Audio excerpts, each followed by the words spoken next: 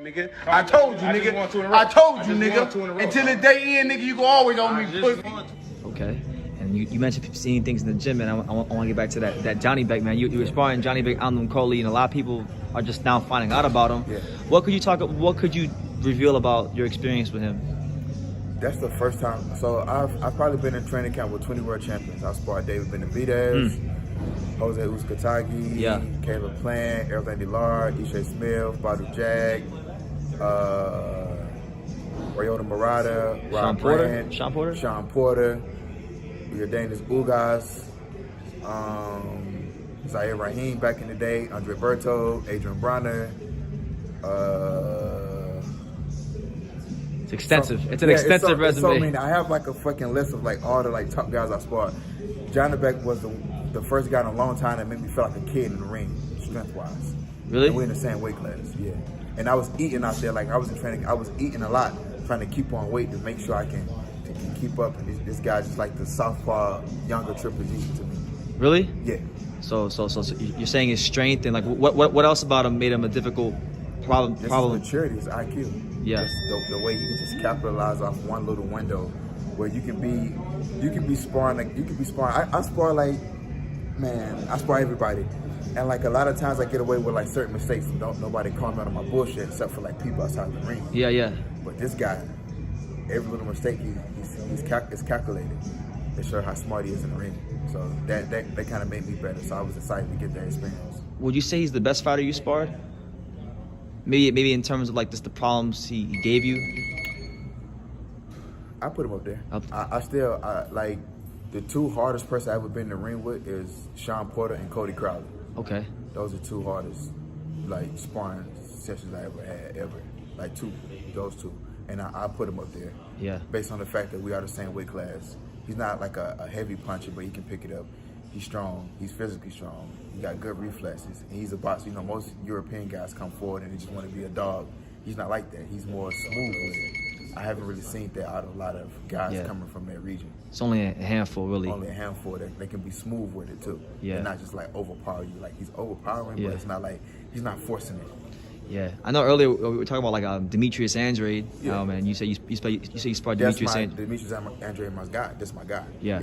Yeah. Well, Johnny Beck's ranked number 2 in WBO, and that's probably a fight that could happen soon. How do you think that'll play out? I don't know. I really feel like John the Beck can shock everybody at 160. Truly, honestly, and truly. And that don't take away from none of my friends that are champions at 160. I feel like, you know, John the Beck's right there. So that's a 50-50 fight.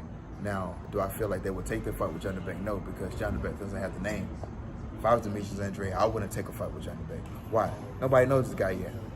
I got a name already. We're going to chase other names. Absolutely. More money. So if you're gonna be in a tough fight, I'd rather get paid for it than to fight some unknown guy with the same risk. If that makes sense. Okay. Chris Eubanks, you got offer a lot of money to fight me, bro. Over $1 million. For me, it's like over $1 million, bro. We're talking like, I'm not like, it's not for the fan's sake, bro. It's for your pockets, for your dad. It's for like your mom, your dad. I don't know if you got kids. I got kids. I got 4 kids, bro. You feel me? I do what I do. But there's a whole lot of money on the table for me and you to fight for the WBO super. And then when I say super, I mean like super. Not super middleweight champion, but yo, bro, we are stars, bro. You're a star, I'm a star. I'm a superstar. You're a star. Got 2 losses. You're gonna make a lot of money. So put this fight together, bro. We talk about fighting somebody that is not even relevant to the situation. We need all the fans, all the UK fans, all the American fans, all the Cape Verdean fans that's already going to pull up. Trust me. I got Luxembourg. I got Amsterdam. I got UK. I got Africa. They're going to pull up to the O2 Arena. I want them to go all the way to London. O2 Arena to fight me in your backyard. My belt. Because Sky Sports, no. Real fighting and real boxing. Thank you, Sky Sports, for, putting the opportunity out there. Chris Eubanks, man, don't do that. Don't do that. Don't do that. Don't do that. Stop acting like that, bro. Stop acting like that. Let's make this money. Let's feed our kids. Let's give boxing fans what they're looking for. It's Demetrius Andrade versus Chris Eubanks. October, November, by the end of the year. And everybody, we're going to be a millionaire. So, stay tuned. Sneaking.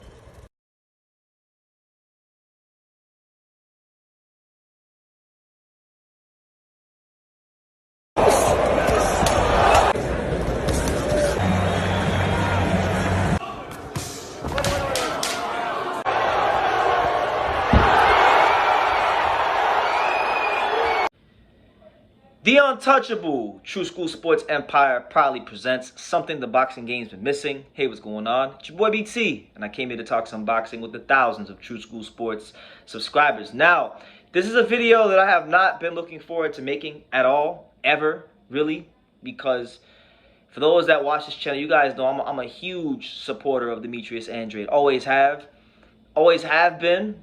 I think the world of him as a boxer. I think he's a creme de la creme, top shelf fighter, and I still believe that. But let's just be real. Let's just be real, and I have to be real, okay? Because it gets to a point where you believe in a guy, you believe he's being done wrong, you stick up for him. You believe he continues to be done wrong, you continue sticking up for him. But then it gets to a point where, you're singing the same tune over and over again. You're singing the same tune over and over again. You guys ever be in your car and you hear the same song 30 times and you just get sick of hearing this shit no matter how good it is? Well, that's how it is with me, with Andrade right now. Because this guy's been singing the same tune for years. Canelo don't want to fight him. Which, okay, Canelo didn't want to fight him. We know these things. Canelo didn't want to fight him. Okay, he didn't want to fight you. Now what? Jaime Munguia didn't want to fight you. Okay, now what? Jermall Charlo didn't want to fight you. Okay, now what? Okay, a lot of these guys, they're not anxious to fight Andrade. We know this. We've been knowing this for years. We acknowledge these things here on True School Sports. I've went on a one-man crusade to tell the world all these things. But the reality is, you got to play in life the hands you were dealt. And you got to make the most of of the opportunities you are given. Okay? And you got to be proactive. You can't sit around and whine and complain and bitch and moan that certain things are happening for you when you don't like doing interviews, okay? Truth be told, you don't like doing interviews, because I've tried to get a hold of Andrade in the past to no avail. Just recently, this week, I tried to get a hold of him. I had my dad call his whole team pretty much.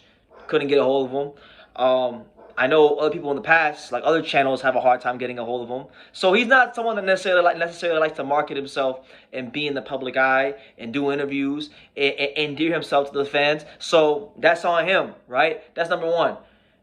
Then, you got this Johnny Beck mandatory, right? And it's a mandatory defense that a lot of people are getting very excited about, because Johnny Beck's been knocking these guys on ESPN. He's been adamant about calling you out.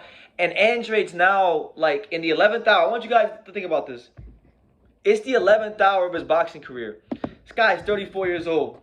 Look at the odds stacked against him.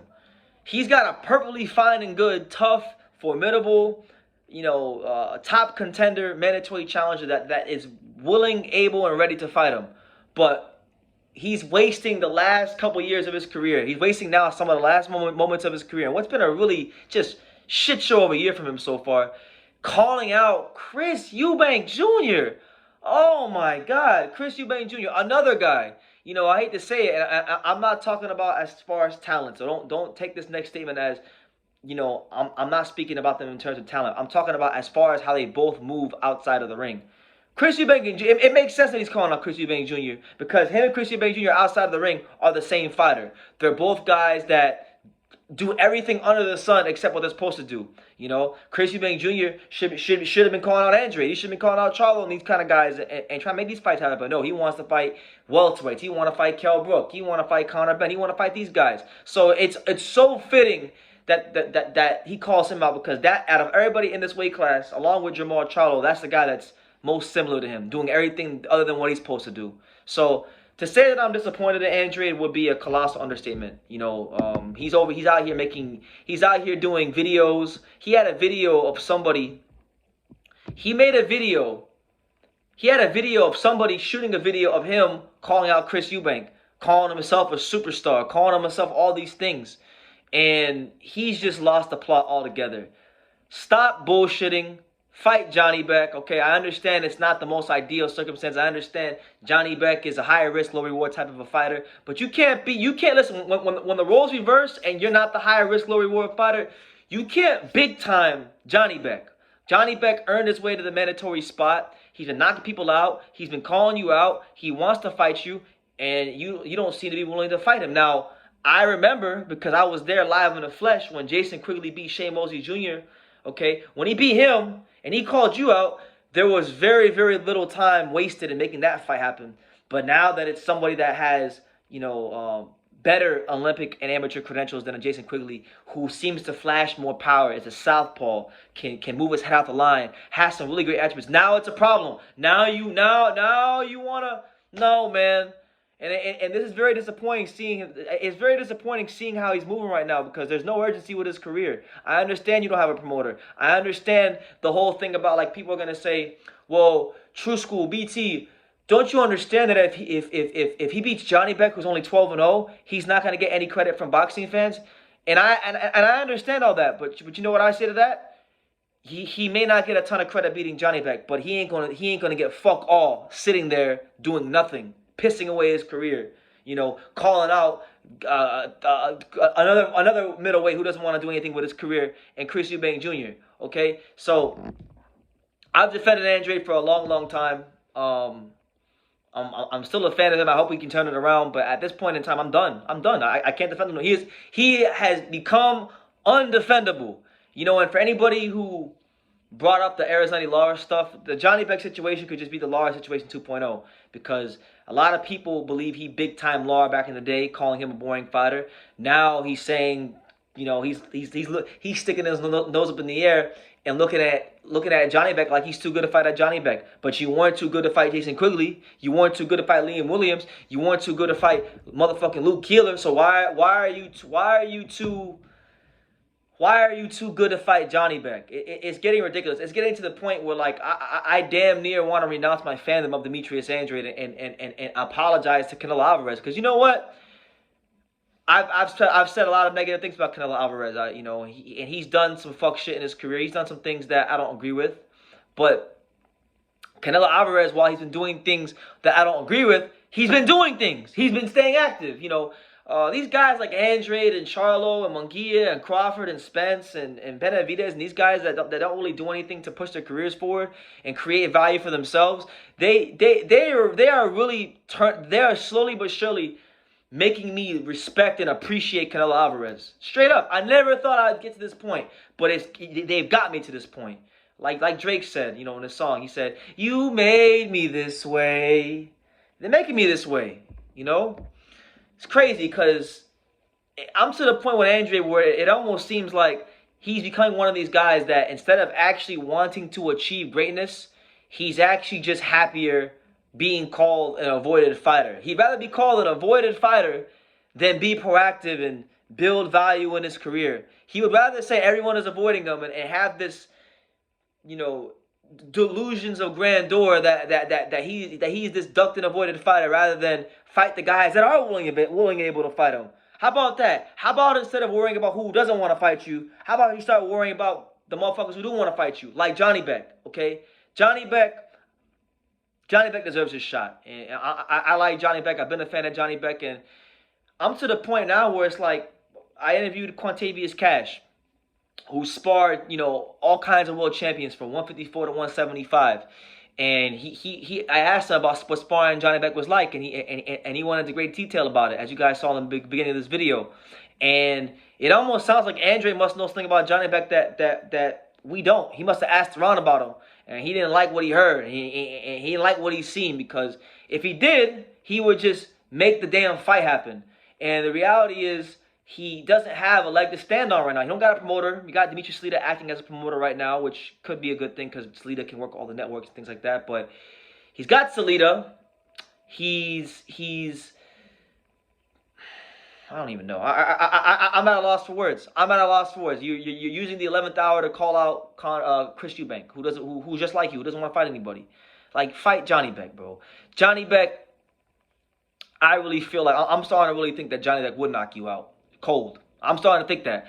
I wanted to believe that you could beat him, and if you take the fight, I'll still pick you to win because I hold true to my words. I'm not gonna pick anybody against Andrade until proven otherwise. But man, the more interviews, for every 20 seconds I see you on a camera talking about everything but Johnny Beck, the more I'm thinking he would just knock you the hell out and send you off into an unceremonious retirement.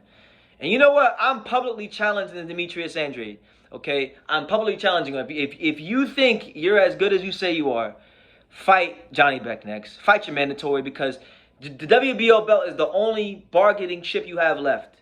It's the only reason we even talk about you, for being honest. Okay, if you don't fight Johnny Beck, you lose that belt. You lose that belt, and then what? Then who's gonna fight you? You already have a hard enough time getting fights with the belt. So what makes you think on God's green earth you'll get a fight without the belt? You know, fight Johnny Beck, cut the charades, cut the shit. You know, you beat him, okay? Beat Johnny Beck. After that, try to get the fights you want. If you can't get the fights you want, fight somebody else. Just stay busy, stay active, stay in the public eye because, you know, I'm tired. I'm sick of it. I believed in you as a fighter. I think the world of you as a fighter. But you don't want to come to do interviews here on True School Sports or anywhere for that matter. You don't really show any ambition in your career. I went on the Boxing Voice. I defended you on the Boxing Voice because I believe in you. Because I really think highly of you as a fighter. And all you do is continue to prove the naysayers right. You continue to prove the detractors right. And for people out there that may watch this video that may say, oh, well, True School and BT, you're being a turncoat. No, I'm not. No, I'm not. I'm calling a spade a spade. And if you interpret it as that, then it is what it is. But it's like the good book says, God only chastises the ones that he loves. So I'm only telling these things to Demetrius Andrade because I care about Demetrius Andrade and I want to see him get the most out of his career. But he don't seem like he want to get the most out of his career because he wants to sit here and shoot these little meaningless videos in the middle of the street and not fight the one guy who does want to fight you. Okay, so cut the shit, like build some value in your career. Get the people excited about you. Like nobody, like apart from the hardcore Andrade fan base, which I have a lot of subscribers who are Andrade fans.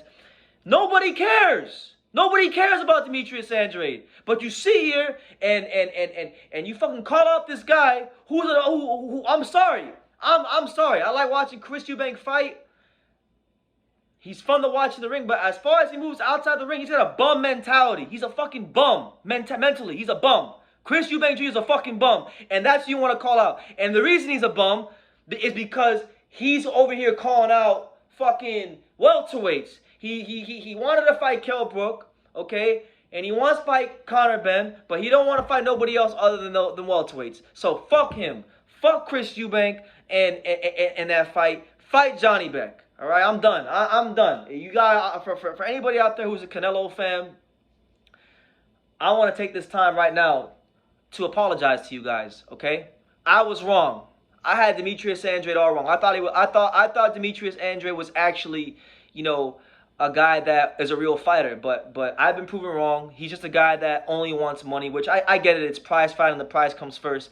But at some point, when you're in a compromised position like him, you gotta take some risks and build some value in yourself. And he's not doing that. So guys, I was wrong. I still think Canelo didn't want to fight him. That still remains true. But you know what? I'm not gonna hold that against him. I'm not gonna hold that against Canelo because plenty of boxers have done scandalous, horrible things in their career. They've done scandalous, horrible things in their career. They've avoided fights. They ducked fighters. A lot of fighters have done that. So nothing's new under the sun. So I forgive him. There's literally no hatred anymore. I'm focusing more of my efforts on Andrade because he continues to disgrace himself with his inability to do what needs to be done. So I'm gonna leave it at that, and I'll continue to cover his career. I'll continue to see what happens with him. Hopefully he can turn it around, and I can look back at this video in 3, 4, 5, 6 months, and I can laugh at it. Because I want this guy to really show the world what he can do. And has he been done wrong by boxing at times? Yes, he has. But has he been his own worst enemy as well? Yes, he has. So I'm gonna leave it at that. Get your shit together, Demetrius Andrade. And if anybody has a problem with the Andrade team, what I'm saying, I publicly challenge and invite any of you guys to come on the platform, whether it be Demetrius, Paul, whoever. All right, and you guys have my number, so I'm gonna leave it at that. You guys can let me know what you guys think in the comments down below. Make sure you guys hit the time to subscribe, and like I say in every single one of these videos, you can love me or you can hate me, but I'm just a kid from Daniel. So until next time, take care, guys.